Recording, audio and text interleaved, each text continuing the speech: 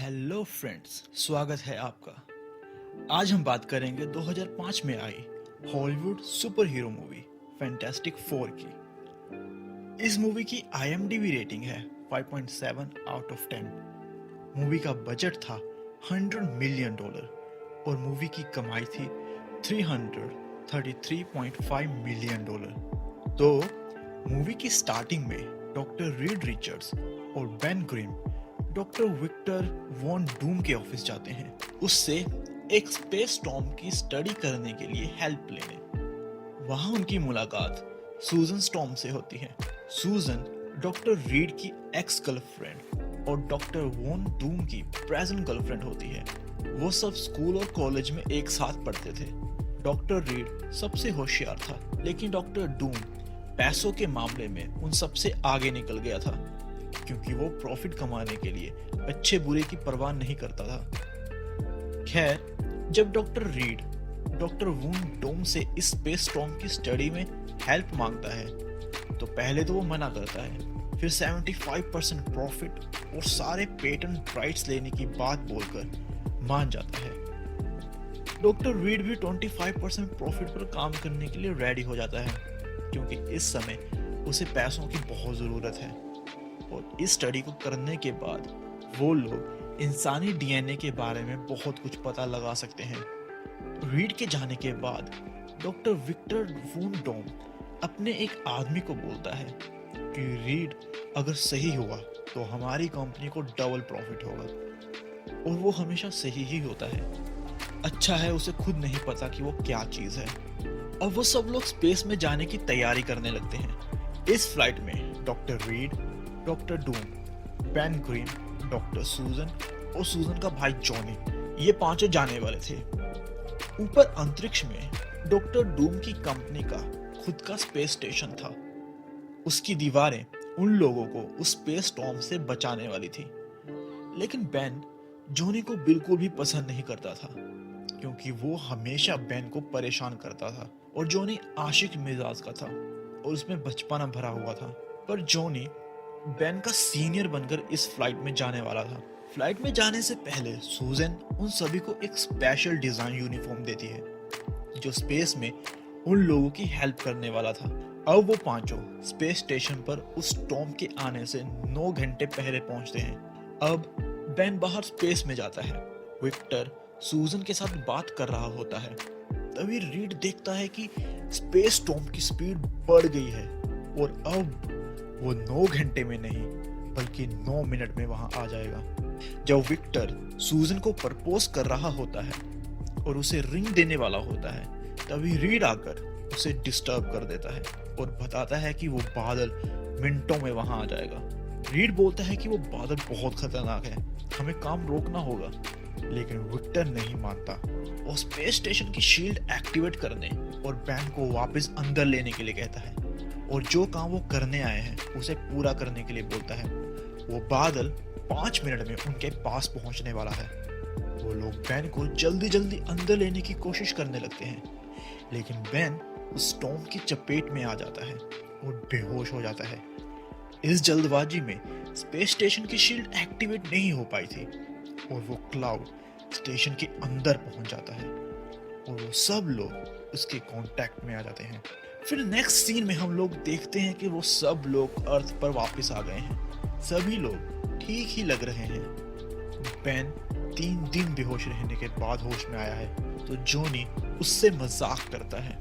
जब रीड सूजन से मिलने जाता है तो वो एक फूल लेकर जाता है, मगर विक्टर ने ढेर सारे गुलदस्ते भेजे थे, तो वो निराश होकर वहां से जाने लगता है और अपना फूल डस्टबिन में फेंक देता है।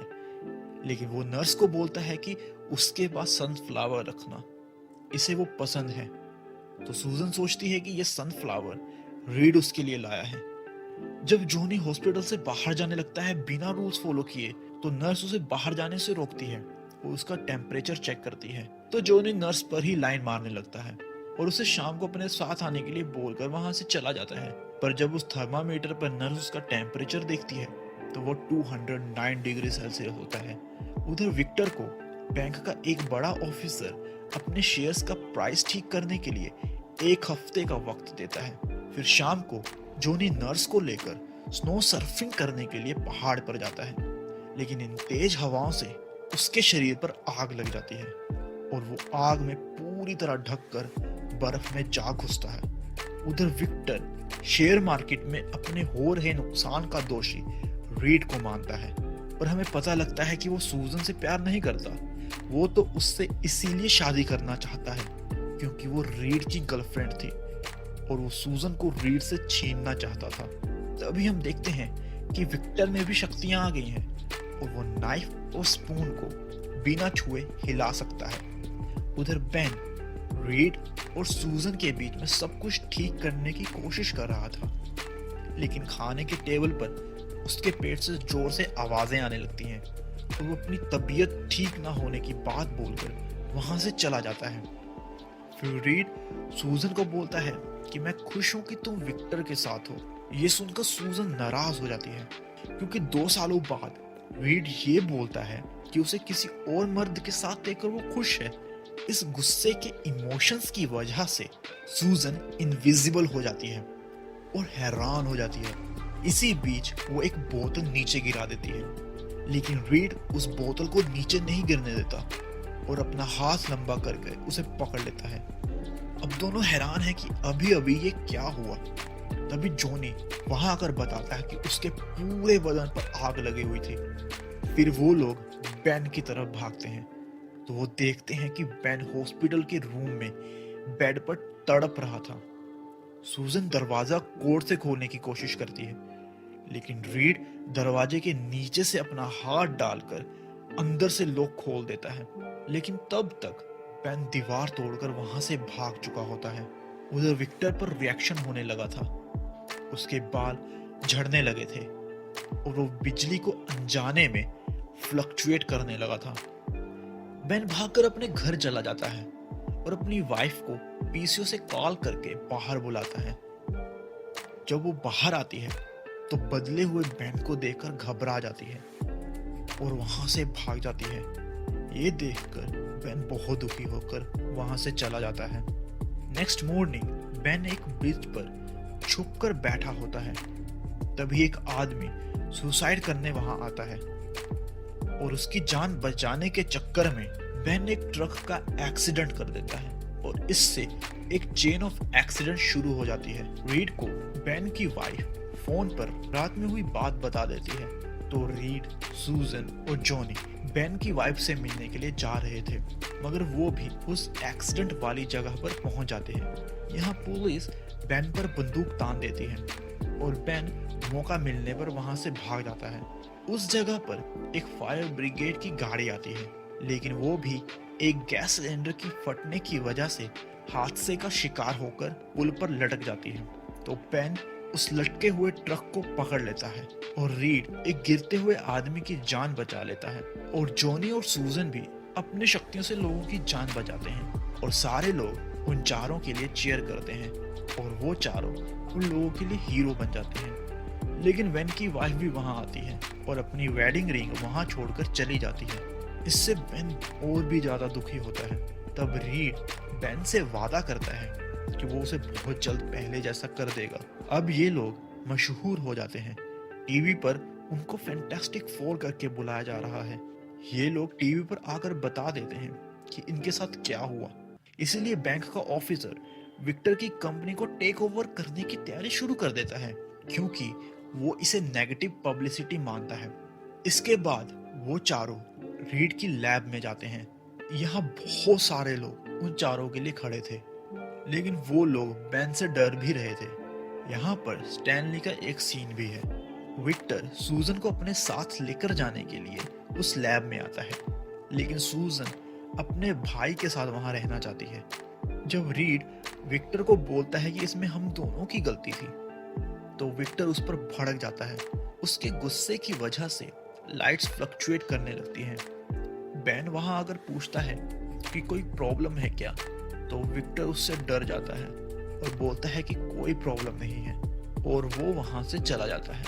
विक्टर गुस्से से लिफ्ट की दीवार में पंच करता है तो उसे पता लगता है कि उसका हाथ मेटल में कन्वर्ट हो रहा है। इसके बाद लैब में वो सब लोग एक्सपेरिमेंट शुरू करते हैं, जिस वजह से ढेर सारे छोटे छोटे एक्सीडेंट होते हैं। विक्टर जब डॉक्टर से अपना चेकअप करवाता है तो वो उसे बताता है कि 2 या 3 हफ्ते में तुम पूरी तरह से किसी अननोन मैटर में बदल जाओगे जिसकी प्रॉपर्टी कुछ भी हो सकती है। डॉक्टर बोलता है कि वो इस बारे में अथॉरिटीज को बता देगा क्योंकि अगर ये बीमारी खतरनाक हुई तो महामारी फैल सकती है, लेकिन विक्टर उसे ऐसा करने से रोकता है। जब डॉक्टर नहीं मानता तो विक्टर उस डॉक्टर को मार देता है। अब जो स्पेशल यूनिफॉर्म वो स्पेस स्टेशन में पहनकर गए थे तो रीड उन पर भी एक्सपेरिमेंट करता है। उन कपड़ों में भी उनकी तरह ही शक्तियां आ गई थी। वो उन्हें मॉडिफाई करके फैंटास्टिक फोर की ड्रेस में बदल देता है। सूजन जॉनी को अपनी शक्तियां पब्लिक में यूज नहीं करने के लिए कहती है क्योंकि उसकी शक्तियां खतरनाक हैं, लेकिन जॉनी उसकी बात नहीं मानना चाहता। वो लोग बाहर नहीं जा सकते क्योंकि लोग उन्हें घेर लेते हैं। रीड उन लोगों को अपनी मशीन का डिजाइन दिखाता है जो उन्हें ठीक कर सकती है, लेकिन इसमें रिस्क है और उनकी बीमारी बढ़ भी सकती है और वो लोग मर भी सकते हैं। इस तरह से कुछ टाइम बीत जाता है। रीड मशीन पर काम कर रहा था और वो बैंक विक्टर की सारी कंपनी पर कब्जा कर लेता है। विक्टर को अपनी नई शक्ति का पता लगता है कि वो इलेक्ट्रिसिटी को खींचकर स्टोर कर सकता है। अब विक्टर जाकर उस बैंक ऑफिसर को दर्दनाक तरीके से मार देता है।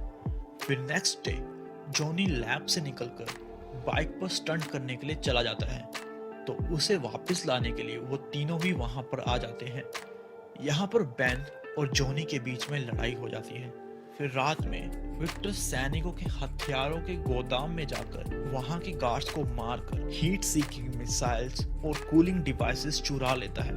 फिर नेक्स्ट सीन में बेन एक बार में जाता है। यहाँ उसकी मुलाकात एक लड़की से होती है जिसका नाम अलीशिया होता है जो देख नहीं सकती और बेन को वो लड़की पसंद आ जाती है। अब हमें पता लगता है कि विक्टर ने रीड की लैब में कैमरास लगाए हैं और वो उन्हें हराने के लिए प्लान बनाता है। विक्टर जाकर बेन को भड़का देता है कि रीड उसे ठीक नहीं करना चाहता क्योंकि वो सूजन के साथ ज्यादा टाइम स्पेंड करना चाहता है।